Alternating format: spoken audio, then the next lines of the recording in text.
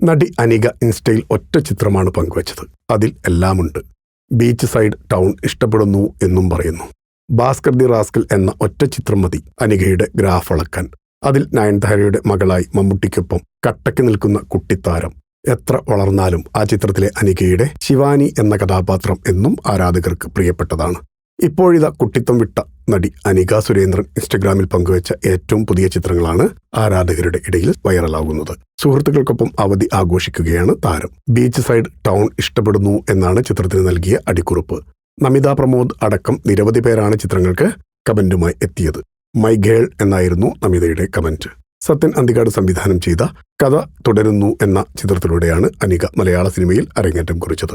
പിന്നീട് Bhaskar the rascal, my great father, 5 സുന്ദരികൾ തുടങ്ങിയ ചിത്രങ്ങളിലൂടെ ആരാധകരുടെ പ്രിയ താരമായി മാറി.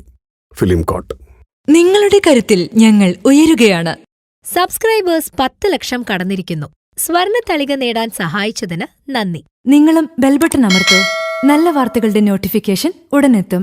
വിശ്വസിച്ച് ഒപ്പം നിൽക്കുന്നവർക്ക് ഒരിക്കൽ കൂടി നന്ദി.